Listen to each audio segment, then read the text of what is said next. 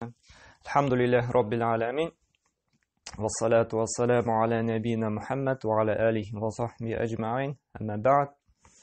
Иң беренче Аллаһ Тәгаләне мактыйбыз, зурлыйбыз, безне шушындый хәерле мәҗлесләргә җыганы өчен.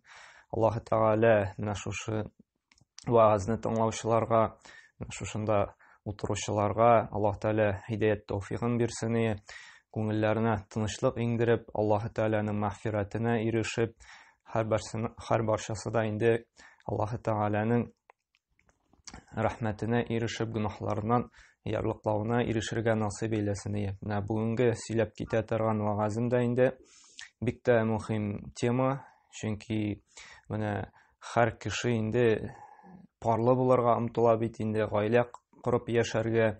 Менә безнең динебездә бөтен тормышны үз иченә алган, бар проблеманы да диек инде, бар нәрсәне дә биләп алган, кырыйдан гына үтмәгән. Менә тормышта да ничек итеп дөрес итеп яшәргә кирәк, ничек дөрес итеп инде гаилә корырга, һәм гаилә коргач та шушы гаиләдә бәхетле, бер-береңне яратып, бер-береңне ихтирам итеп ничек яшәргә кирәк, менә динебез шушы Коръән аятларында һәм Пәйгамбәр саллаллаһу алейһи ва сәлләмнең сөннәтендә бәян кыла.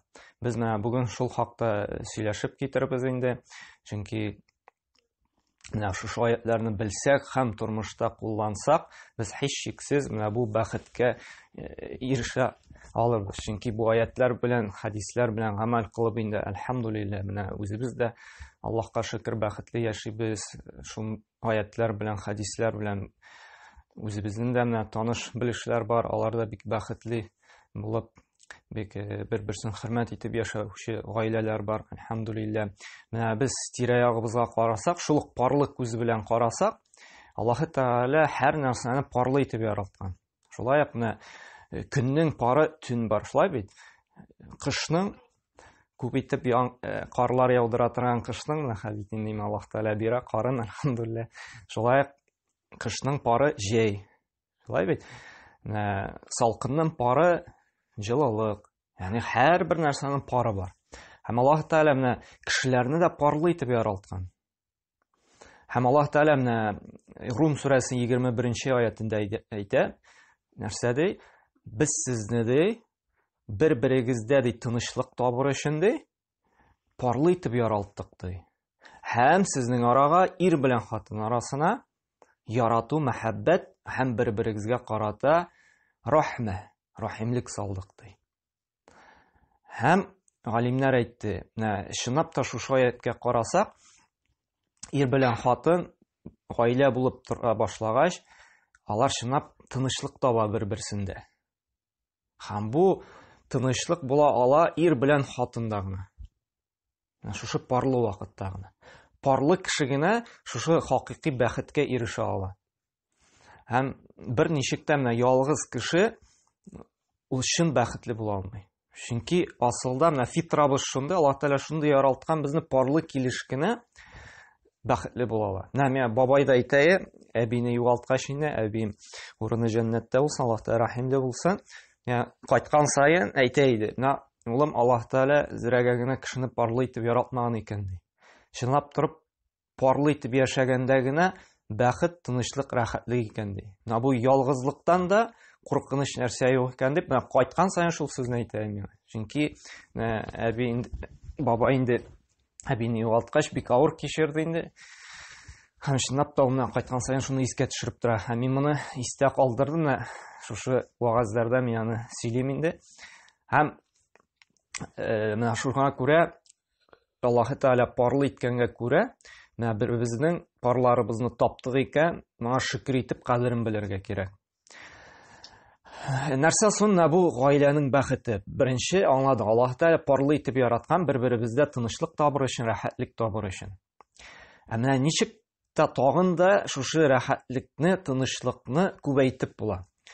Аллаһ Тәгалә моны безгә Нәхл сүрәсенең 97-нче аятында әйтә. Менә кемдә кемди ир булсынмы ди, хатын кыз булсынмы ди, Аллаһка иман китереп ди, Аллаһның, ягъни нәрсә дигән сүз иман? Аллаһның барлыгына, берлегенә ышана икән. аңа гыйбадәт кылырга кирәклеген аңлый икән, һәм шушы иманын, шушы ышануын, Аллаһның барлыгын, берлеген, аңа гыйбадәт кылырга кирәклеген аңлаганын раслап, игелекле, изге, хәерле гамәлләр кыла икән, Аллаһ Тәгалә нәрсә ди шушы сүрәдә? Шушы аятта без аларны ди, шушы ир белән хатынны ди, иң яхшы тормышта яшәтәчәкбез ди. Әгәр дә ир белән хатын Аллаһка ышана икән, иман китерә икән, һәм игелекле, изге, хәерле гамәлләр кыла икән, Аллаһ Тәгалә вәгъдә бирә, мин бу парны ди, бу ир белән хатынны ди, нишләтәм ди, яхшы тормышта яшәтәчәкмен, ягъни бәхеттә яшәтәчәкмен ди. Шуңа күрә менә йортыбызда иман була икән, Аллаһ Тәгаләне искә алу. Һәм игелекле менә гамәлләр була икән, бу вакытта бу гаиләдә тынычлык урнашачак.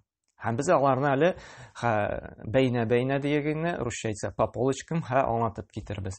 Менә иң беренче нәрсә шушы иманның кайбер тармакларын инде Аллаһны зикр итү. Әгәр дә өйдә Аллаһны зикр итү була икән, бу зикр итү иманнан. Ишекне ачып керәбез икән, бисмилла әйтеп керәбез икән, иң хәерле сәлам белән хатыныбызны яки иребезне эштән кайткач менә бисмилла әйтеп ишегебезне ачып керәбез икән, һәм иң беренче бисмилладан соң инде хатыныбызны, иребезне ассаламу алейкум ва рахматуллахи ва баракатух яки ассаламу алейкум дип кенә каршы алабыз икән, бу Аллаһны зикр итеп була. Чөнки ассаламу алейкум гади генә исәнләшү түгел. Чөнки менә бу ассаламу алейкум ул үзенә күрә бер дуа, хәерлелек телә. Ассаламу алейкум, ягъни Аллаһ Тәгаләнең сәламе, тынычлыгы булсын сиңа. Ва рахматуллахи ва баракатух истәп куйсак әле, Аллаһның рәхмәте һәм бәрәкәте булсын сиңа дип хәерлелек теләү хатыныңа яки иреңә. Ашарга утырдың икән, Аллаһ Тәгалә биргән ризыкка матурым бисмилла дип Аллаһны искә алып, бисмиллаһны әйтеп аша әле дип исенә төшердек икән. Бу Аллаһны зикр итү була. Аша бетергәч матурым, аша бетергә Аллаһ биргән ризыкка рәхмәт әйтергә онытмалы, Аллаһны мактар, әлхәмдүлилләh дип әйтеп куя әле дип искә төшердең икән, бу Аллаһны зикр итү була. Һәм менә шушы өйдә, гаиләдә Аллаһны зикр итү була икән. Имә һәр вакытта да өйдән чыкканда, өйгә кергәндә, ашаганда, аша бетергәннән соң, бәдрәфкә кергәндә, бәдрәфтән чыкканда, хәтта хатын йоклар алдыннан, йокыдан торгач, һәрбер эштә эш башлар алдыннан, шул ук балаларга дәрес хәзерләр алдыннан, аның һәрберсенең шушы зикрләре бар, бисмиллалары бар. Менә бу гаиләдә шушы ир белән хатынга нәрсә тынычлык урнашачак. Без моны каян беләбез? Аллаһ Тәгалә моны Рa'д сүрәсенең 28-нче аятында әйтә. Иман ди, иман китергән кешеләр ди, Аллаһны искә алсалар ди, зикр итсәләр ди, менә без әле санап киткән мисалларда инде аларның күңелләренә тынычлык урнашачак ди. Һәм Аллаһ Тәгалә шулай әйтә, «Әлә би зикрилләһи татмаиннул кулуб» ди. Аллаһны зикр итеп калебләр тынычланмыймыни ди. Һәм чынлап та менә гаиләдә менә шушы зикр була икән, моны гаилә ир белән хатын сизә башлый. Һәм өченче сәбәп ва таауну алал бирри ва тaqва. Ир белән хатын бер-берсен изгелеккә өнди икән, хәерлелеккә чакыра икән. Бу шулай гаиләдә үзенә күрә бер тынычлыкка ия булырга, тынычлык табырга ярдәм итә торган сәбәпләрнең берсе. Матурым, менә анда урам башында, анда өстәге урамда бер ялгыз әби тора икән, әйдә менеп карын көрәп төшик әле, әйдә аңа менә бүген тәмле бәлеш пешергәнем, бер өлешен аңа илтеп бирик әле.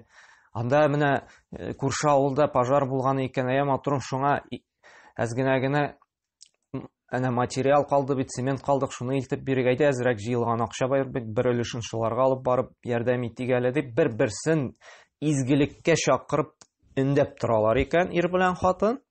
Аллаһ Тәгалә шулай ук менә бу ир белән хатынга тынычлык салачак, мәхәббәт салачак. Чөнки ир белән хатын бер-берсенә ярдәм итеп тора икән, шушы изгелек кылырга этәреп, чакырып, Аллаһ Тәгалә менә бу ике йөрәккә нәрсә сала? Тынычлык. Ни өчен? Чөнки булар Аллаһ юлында тавыш яңгырый. Кемнеке? Минекеме? Хәзер.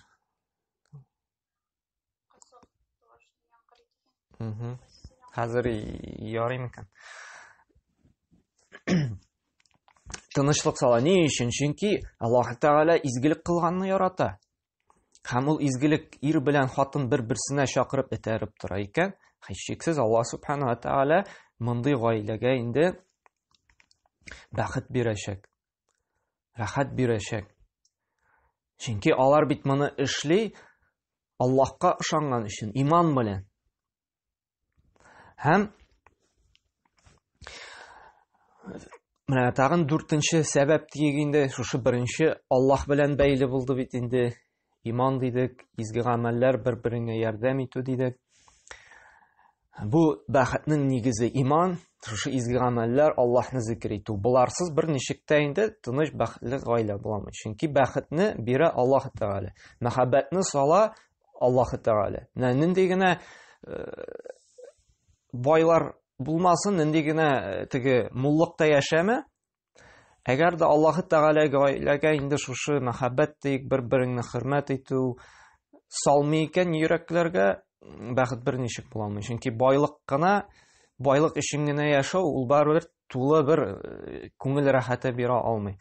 Менә шушы күңел рәхәтен дик аны Аллаһ Тәгалә генә сала. Аллаһ Тәгалә моны сала калпләребезгә, күңелләребезгә иман аша. Аллаһны яратып, Аллаһ өчен ихластан эшләгән гамәлләр аша гына. Без менә бу иң төп нигез моны аңларга тиеш. Без имансыз, изге гамәлләрсез бәхет берничек була алмый.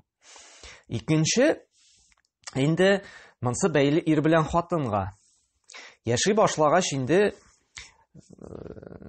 күренә башлый ирнең дә, хатынның да әзрәк кенә кимчелекләре. Менә ничек соң бу проблеманы инде шишергә? Динебездә моңа да җавап бар. Тора башладык, күзгә чалына башлый, хатыныбыз әзрәк кенә бик тузын салып бетермәскә мөмкин, шулай бит. Яки анда киресенчә кайбер чәй эчә торган тәмле әйберләрне бик баллырак ясап җибәрергә мөмкин.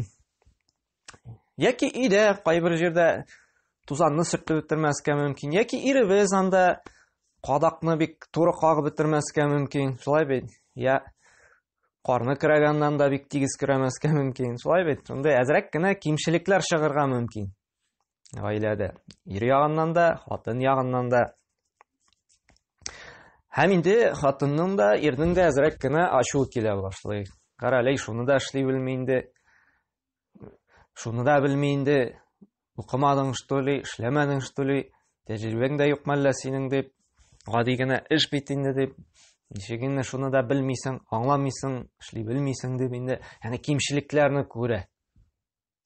Һәм тавышка китергә мөмкин.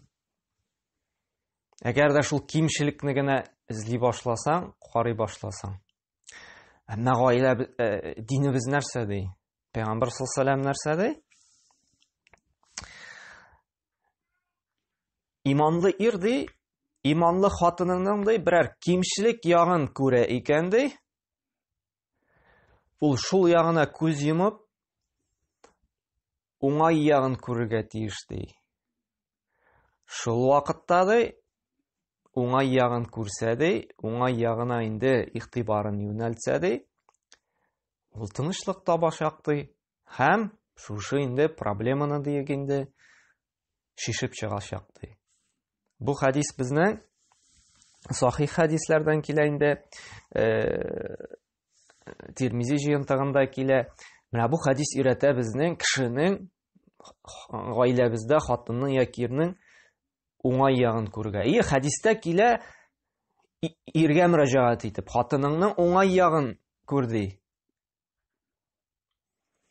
Бу галимнәр әйтә, бу шулай ук хатын кызга да кагыла. Чөнки кешенең кимчелекләрен эзли башласан, ул Тагын ишетеләме?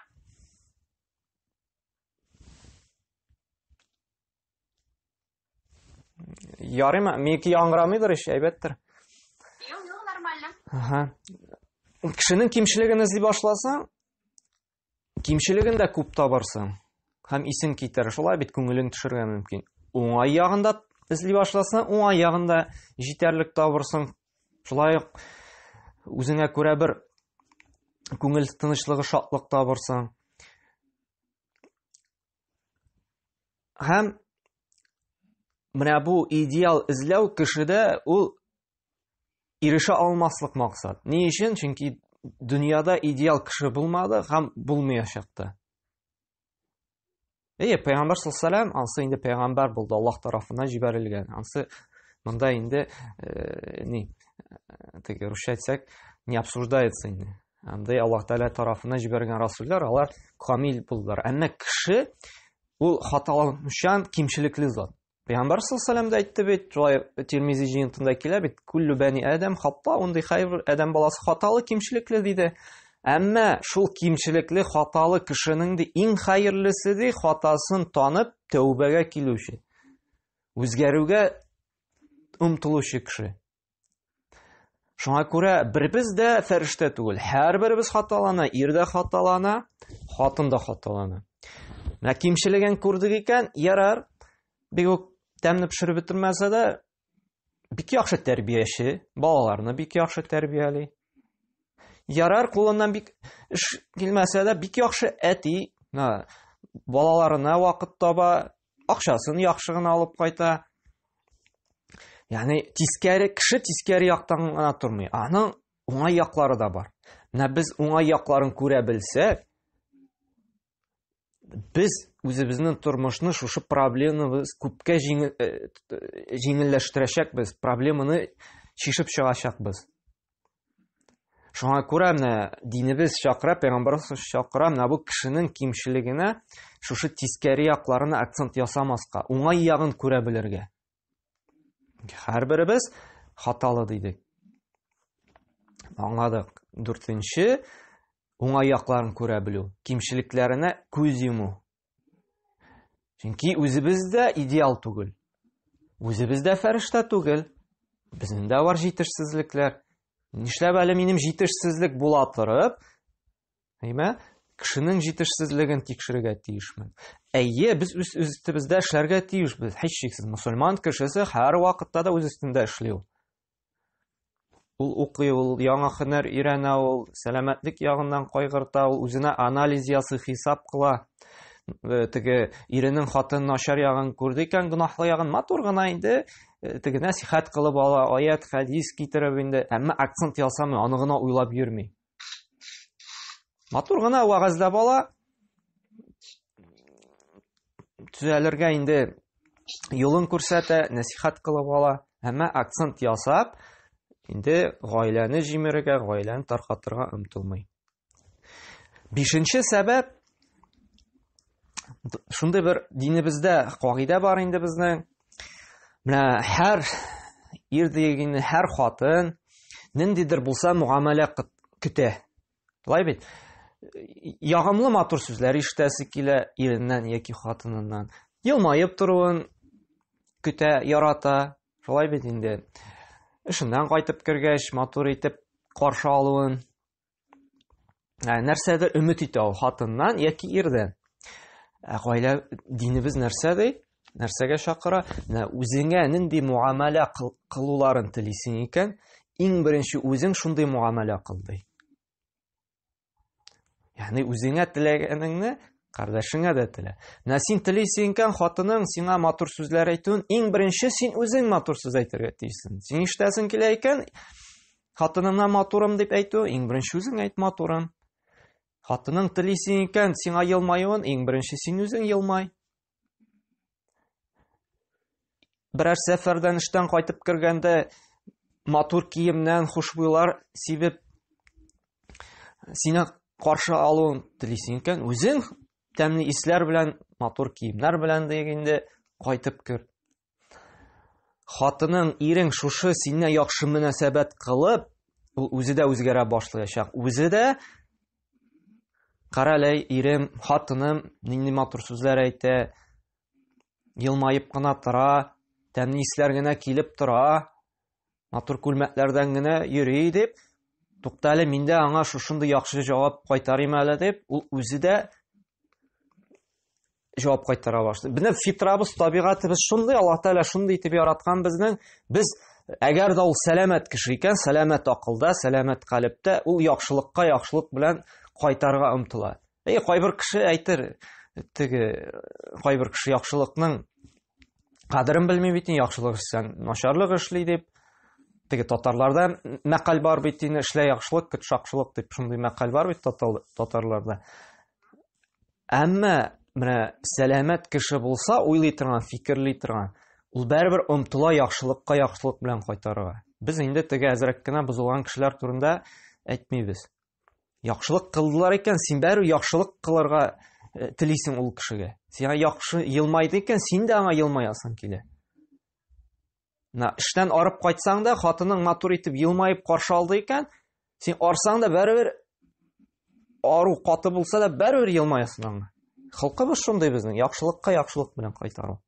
Күрә, бу безнең динебезнең шундый бер кагыйдәсе, үзеңә теләгәнеңне кардәшеңә дә телә. Син телисең икән, елмаю, елмай. Матур сүз ишетәсең килсә, үзең иң беренче әйт. Аннан соң безнең тагын бер 6нчы диек инде кагыйдә бар. Татарда мәкаль бар бит инде, күрше тавыгы диек инде күркә булып күренә, күршедә гел яхшы дип уйлыйбыз бит инде. Яки дуслар, яки туганнар анда алар гел синнән яхшырак яши, бәхетлерәк дип уйлыйбыз. Шулай бит? Шундый бер тормышта булган кыйсса да бар, бер галимгә килгән бит, бер хатын. Нидем, казыйга инде, менә ирем белән яши алмыйм, аера әле мине дип. Ни сәбәпле ди? Менә ди, эштән соңга калып кайта ди, вакытында кайтмый ди. Менә бу ягы ошамый миңа. Син шуның өчен генә аерасың киләме? Ие ди. Бу минем өчен бик мөһим булып тора ди. Менә шуңа күрә мин аерыласым килә ди. Ярады, мин сине аерымын ди, әмма ди бер шарт белән ди.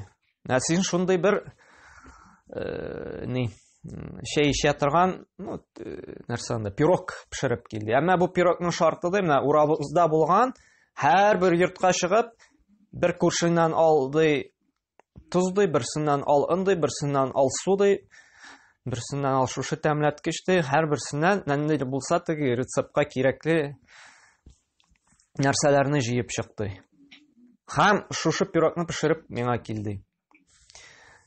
Һәм бу апа шулай итеп эшли, һәрбер күршесенә керә, һәм аңлата үз проблемасын. Менә казыйга барган имәл ди, миннән аер дип ди, миңа шундый киңәш бирде ди. Күршедән кереп инде берсеннән су, берсеннән туз алырга дип инде, мен синнән шушыны алам дип. Менә иң башта әйтә бит, ирем начар, аерыласым килә, казый шундый ни бирде дип инде, киңәш бирде дип. Һәм тегеләре һәр кергәне сөйли башлый. Берсенә керде су сорап, икенчесенә керде туз сорап, өченчесенә керде ун сорап, һәр берсе, син иреңә зарласың, минем иремне белсәң, син һәр берсе үз иренә зарлана башлый. Һәм ахыр чиктә һәр бер йортка йөреп чыккач, нәрсә, ахыр чиктә пирогны пешереп киләләр бит инде. Бу пирогты хәзрәтте казый ди инде сезгә ди, рәхмәт йөзеннән, минем ирем белән аерыласым килми ди. Һәм казый шушы галим ди, сорыйны өчен ди. Минем ирем бик яхшы кеше икән ди. Менә шушыларны йөреп чыкканда мин һәр берсенең фикерен ишеттем ди, һәр берсе үз ирен турында сөйләде ди. Минем ирем дә иң яхшысы икән әле ди. Ягъни менә тормышта гел шулай, гел күрше яхшырак яши дип уйлыйбыз. Әмма менә бу кыйссаны керешелеш итеп нәрсәгә сөйләдем? Чөнки менә һәр вакытта да без бүтән кешегә карап инде хөкем чыгарабыз, аларның яхшырап ди. Әмма динебездә дә менә кешеләргә кызыкмас өчен өйрәтә торган бер хадис бар. Бу хадис безнең Бухари һәм Муслим җыентыгында килә. Пәйгамбәр саллаллаһу алейһи ва сәллям әйтте, нәрсә диде? үзегездән югары булучыларга карамагыз ди. Ягъни дөнья уй яктан үзегездән байрак булган кешеләргә ди. Мәсәлән, син бер этажлы өйдә торасың икән, син 3 этажлы кешегә карама. Син йөрисең икән гади генә грантада, син карама анда Land Cruiser'да йөрүчеләргә яки анда Porsche Cayenne'да йөрүчеләргә дөньяви яктан Пәйгамбәр саллаллаху алейһи ва сәллям үзегездән үстен булучыларга карамагыз ди. Нәрсә ди? Дөньяви яктан инде.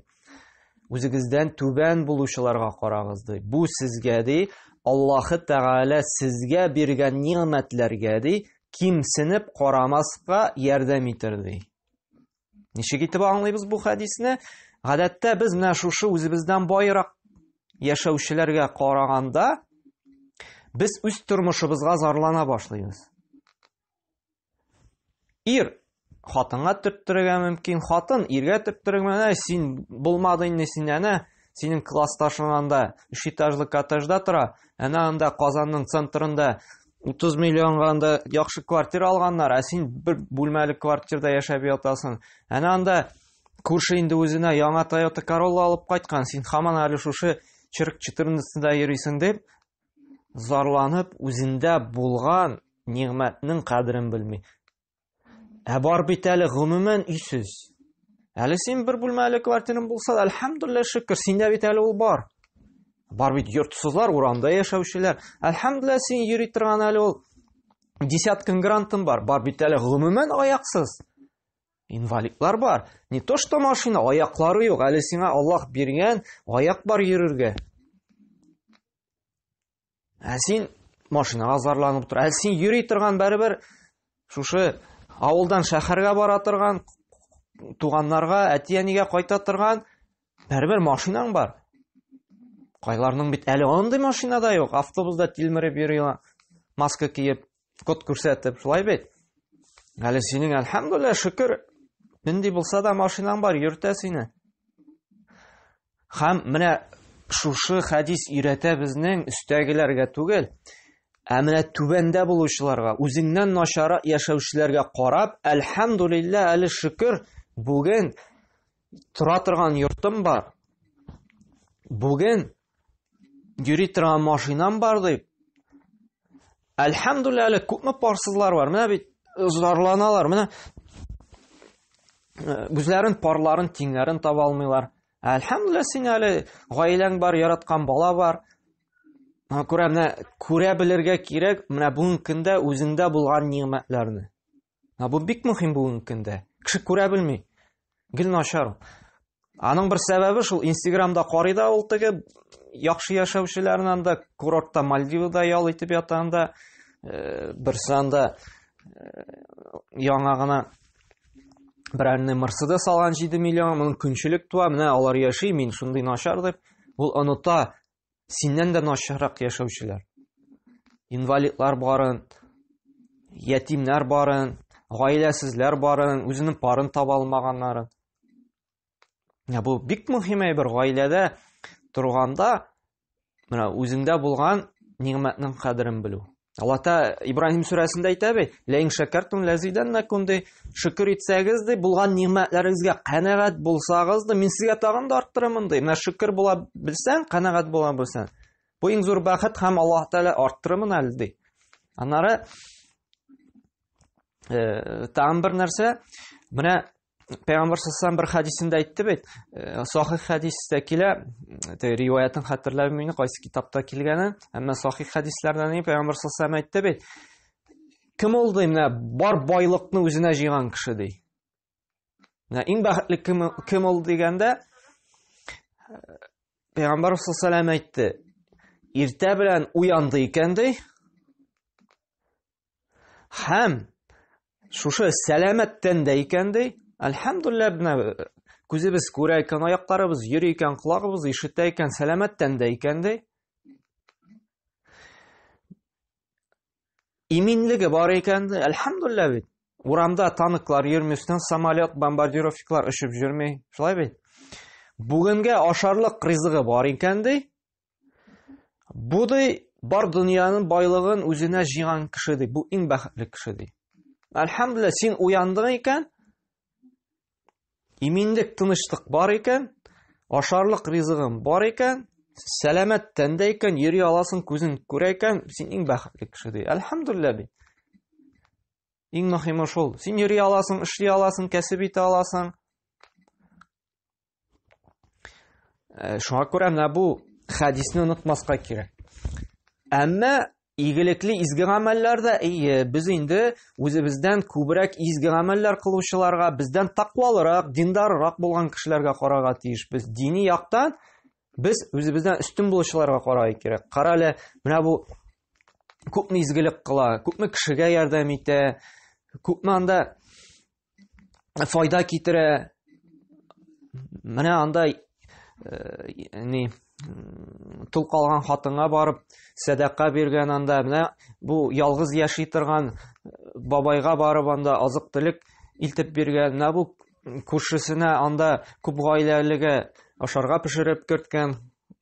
Кара әле, мин дә эшли алам бит дип, менә без үзебездән күбрәк изгелек кылучыларга тырышырга тиешбез, ярышырга, узырга. Чөнки Аллаһ Тәала Кур'анда әйтә: "Фастабикул хайрат", ди. Изгелек кылуда да, игелекле гамәлләрдә ярышыгыз, ди, бер-берегезне узуда, ди.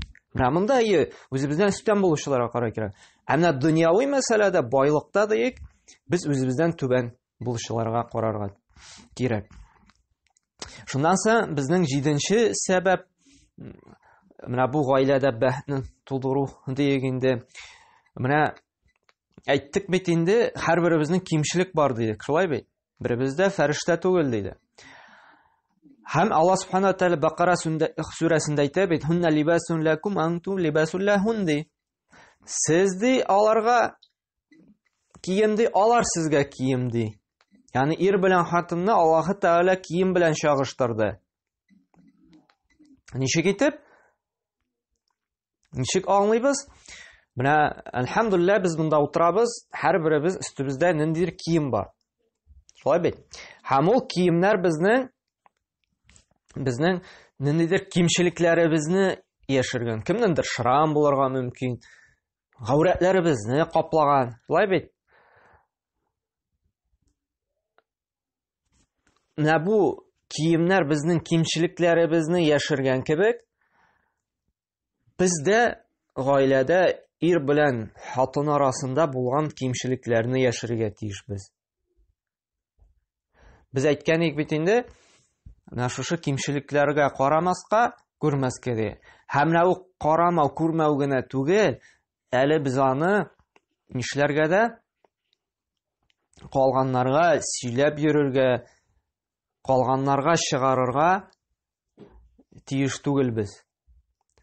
Чөнки кием ул шушы кимчелекләрне яшерә.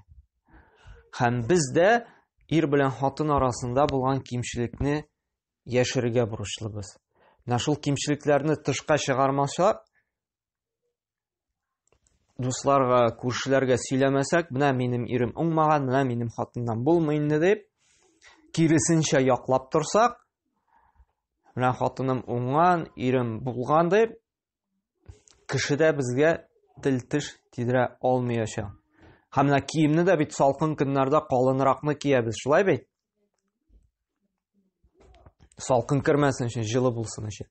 Һәм менә гаиләгә һөҗүм булганда да, иребезне яки хатыныбызны берәр нәрсә кимчелеген сөйләгәндә дә, без инде нишләргә тиешбез? Үзебезне, гаиләбезне саклап, яклап, тел-теш тидермәскә. Менә бу шулай ук бер бәхеткә ирешүнең бер сәбәбе булачак. Бик тә мөһим кагыйдә бер-береңә кием булу, бер-береңне яклау, бер-береңнең җитешсезлекләрен сөйләп йөрмәү. Менә кайбер вакыт була гаиләдә ничега, хәтта менә әти-әнигә дә кайбер нәрсәне кайтып сөйләмәскә кирәк. Ни өчен? Чөнки һәрбер әти-әнигә ике якка да инде. Сөйлим, аңлатам. Һәр балага үз баласы кадерле. Шулай бит. Инде әнисенә әйтик, килен ягына инде кызы кадерле, кияү ягына, ир ягына инде малае кадерле инде. Килен үз әти-әнисенә кайтып сөйли икән, иремнән уңмадым, шундый кимчелекләре бар дип, акчаны аз алып кайтганда яки бүтән кимчелеге бар дип инде кызларын бит инде ярата, һәм кияүгә төрттерә башларга, булмадың инде син, эшли дә белмисең, акча да алып кайта белмисең дип инде. Һәм бит инде, хатынына әйтә, син минем турында шулай сөйләгәнсең икән, булай дип әйткәнсең икән дип инде кайткач китә тавыш. Һәм шулай киресенчә ире кайтып сөйли икән үзенең әти-әнисенә, хатыннан уңмадым инде, оештырмый да анда, җүнәп пешерми дә, тегеләй әйтми дә, булай әйтми дә дип инде киленгә шулай төрттерә башларга мөмкин. Чөнки бит малайны ярата әти-әнисе, шулай бит, аңа хәерлене телиләр. Тегесе төрттерә башлый. Һәм инде шулай ук өйгә кайткач, хатын әйтәчәк, син мин шулай итеп сөйләгәнсең, әйткәнсең икән, мен шулай итеп төрттөрделәр, ниттеләр, тавыш чыга гаиләдә. Әгәр дә инде ир белән хатын әти-әнисенә бер-берсен матур итеп, матур яктан гына сөйләп торса, әлхәмдүлилләh, ирдән дә уңдым, хатыннан да уңдым, бар ягы да бик әйбәт дип яшереп торсалар, нәрсә була? Тынычлык урнашачак, бәхет урнашачак. Чөнки белмиләр өйдә нәрсә барын. Тегеләр дә саклый чыгармый өйдә булган нәрсәне. Гадәттә ир белән хатын үзләре проблема ясый, юктан гына. Үзләре эштә булган серне сөйләп. Әгәр дә эштә генә калдырып, эштә генә шишсәләр, хәтта әти-әнигә дә сөйләмишеме? Күп кенә проблемаларны алар шиша алырлар иде. Менә шул бар җиһанга кычкыру, үз кимчелегенә дигәндә гаиләдә булган серне күп кенә таркаулыкка дия, күп кенә тавышка китерә. Без бит инде сөйләштек, идеал кеше юк. Була да алмый, андый кеше тумады, тумаячак та. Шуңа күрә менә бу уңай якны күреп, шушы кимчелекләрне тышка чыгара белмәскә кирәк. Кием булырга кирәк. Шуннан соң инде менә соңгы бер кагыйдә, у кагыйдәләр күп инде, әмма теге монда сөйли башласаң күпкә сузыла. Тагын бер мөһимен әйтәм дә, шуның белән инде тамамларбыз. Икенче бик тә мөһим кагыйдә Исра сүрәсенең 23-24 аятларында килә торган аятлар бу. Әти-әнигә хөрмәт. Ике якны да ярату. Ике якны да әти-әнине тигез күрү, хөрмәт итү, ярату. Ни өчен соң әти-әнине хөрмәт итү, ярату кирәк? Иң беренче, менә Аллаһ субханаһу ва тааля безгә әмер итә. Исра сүрәсенең 23-24 аятында Аллаһ субханаһу ва тааля әйтә: "Ва қада раббука алла таъбуду илля ияхти ва бил валидейни ихсана" ди. Сезгә әмер итте ди, Аллаһның бер үзенә генә гыйбадат кылырга. Иман. Аңладык бит, иман бит ул Аллаһның бар икәненә, бер икәненә ышану һәм аңа бер үзенә генә гыйбадат кылу. Менә монда да килә иман. Иман бәхетнең нигезе дидек. Менә монда да килә. Аллаһы Тәгалә әмер итте сезгә Аллаһның бер үзенә генә гыйбадат кылырга һәм әти-әниегезгә ихтирамлы булырга. Әти-әниегезне хөрмәт итәргә.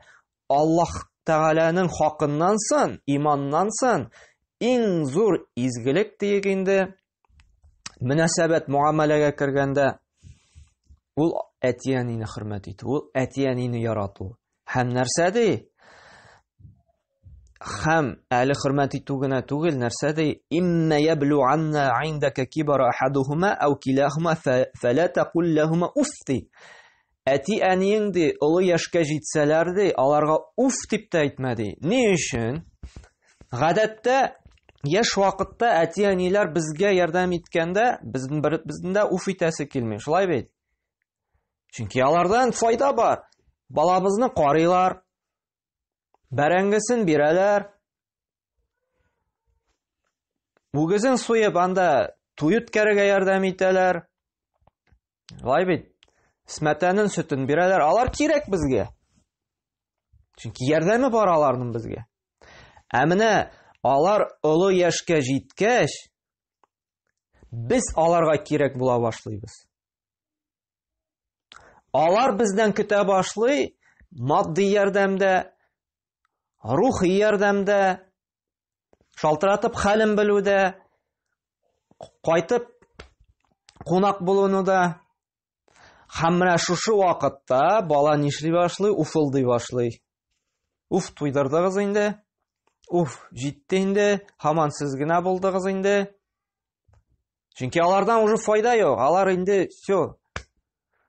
Көч хәле бетте. Монда инде бездән аларга файда кирәк.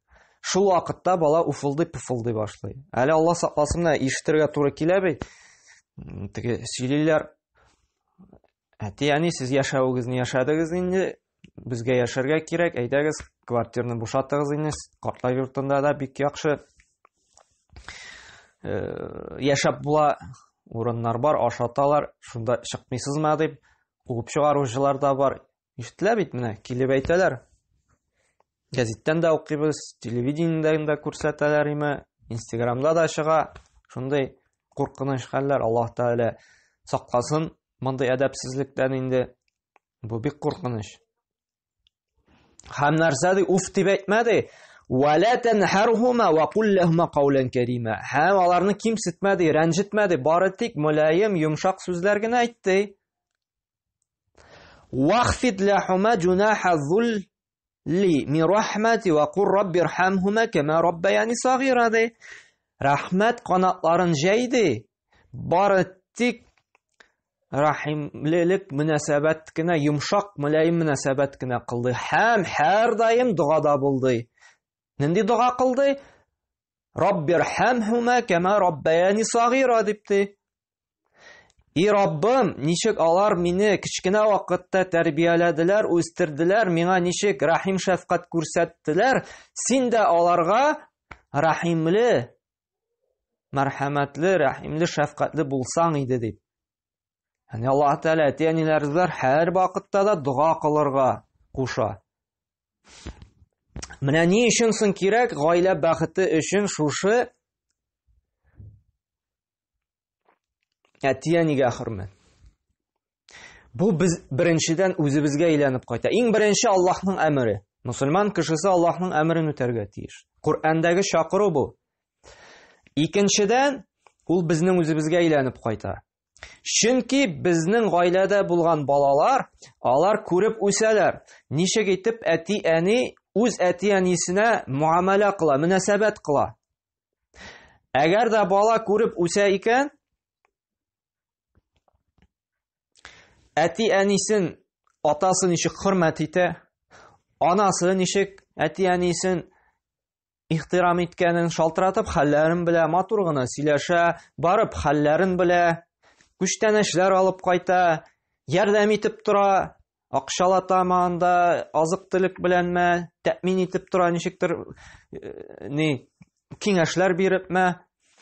Бала да шуны күреп үссә, күреп үсеп, ул да үз ата-анасына, үзебезгә шундый мөнәсәбәт кылачак. Аллаһ Тәгалә шундый киләчәк, менә син дә үз ата-анаңа шундый мөнәсәбәт кылдың, син дә шундый бәхетне тата әле дип, Аллаһ Тәгалә дә бирәсәк, сиңа шушындый хәерле нәтиҗә, хәерле җавап. Һәм шуңа да менә бик мөһим әйбер, балаларыбызны менә бу күрсәтергә тиешбез үзебезнең үрнәктә әти-әнигә шушы мөнәсәбәтне. Һәр вакытта да кайтып хәлләрен белеп, шалтыратып торып, дугаларны өйрәтеп, балам, менә шушындый әти-әниләребезгә дуга кылырга кирәк дип, Раббирхамхума кама раббаяни сагира дип. Шушындый үзебезгә әдәпле, үзебез әти-әнине хөрмәт итә торган, әти-әнигә дуга кыла торган балалар тәрбияләре кирәк. Бүгенге көндә без кызганычка каршы төп акцентны куябыз баланы матди яктан гына тәэмин итүгә. Ашату, эшертү, киендерү, аннан соң инде тора бара инде укыту. Һичшиксез булар кирәк, әмма рухи яктан да баланы тәрбияләргә кирәк. Аятлар, хадислар белән. Чөнки әгәр дә иман булмый икән, Аллаһка ышану, шушы дуа кылулар булмый икән, матди яктан тәэмин итү генә алар безгә дуачы була алмаска мөмкин. Чөнки матди як менә шушы рухи тәрбияне алул биреп бетерә алмый. Чөнки менә ишетергә туры килә кайбер гаиләләрдән, әти-әниләрдән, менә ди хәзрәт баланы бер гаиләдә булганда шулай сөйләшеп утырдык та инде вагазланып шушы тәрбия мәсьәләсенә кирип киттек тә бер гаилә әйтә, менә хәзрәт кызыбызга бөтен нәрсәне тәэмин иттек ди. Бер нинди хаҗаты булмады. Нәрсә кирәк булды ди, бөтенесен алып бардык ди. Менә матди яктан бөтен нәрсәне тәэмин иттек ди. Олайга 18 яшы тулып инде әзрәк ниткәч правага укыттык ди. Аннары әзрәктән соң инде машинасын алып бирдек ди. Инде укып бетергәч инде квартирасын алып бирдек ди. Инде әҗәткә шума ди. Һәм шунсы гаҗәеп ди, кызыбызга кунакка барабыз ди. Bir көннән артык торсак ди, кызыбыз инде силкенә башлый, әзрәк кенә инде теге русча әйтсәк намекать итә башлый ди. Кашан китерсез икән? Ягъни безнең белән bir көннән артык үзенең үстергән әти-әнисе белән bir көннән артык тора алмый ди. Әле ди квартира безнеке ди. Үзе безнең квартирадан ди тизрәк инде бездән кутылмакчы була ди. Нәрсәне дөрес эшләмәдек без ди. Бөтен нәрсәне тәэмин иттек ди. Менә иң төп дөрес эшләмәгән нәрсә ул дини тәрбия. Ул иман байлыгы бирмәү. Ул шушы рухи азык белән тәэмин итмәү.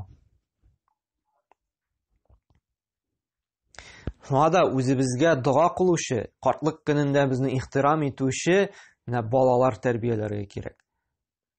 Аны тәрбияләр өчен үзебезгә тәрбияле булып, үзебезнең әти-әниләребезгә ихтирамлы булырга, үз әти-әниләребезгә дуа кылырга кирәк. Һәм ахыр чиктә инде Алла Субхана ва Тааля шундый балаларны бирә. Аңа күрә менә бу бала тәрбиясенә ихтирамлы, игътибарлы булып, кичкенәдән бисмилла әйтергә өйрәтик, әлхәмдүлилләh әйтергә өйрәтик, ассаламу алейкум дип күрешергә өйрәтик. Мәчетләргә йөртик аларны, шушы дугаларны өйрәтик. Һәр вакытта да Аллаһ белән бәйлик. Бер нәрсә уенчык кирәк икән, балам, иң беренче Аллаһтан сора. Аллаһ теле икән, минем күңелгә салыр, миңа акчасын бирер, мин алып кайтырмын дип.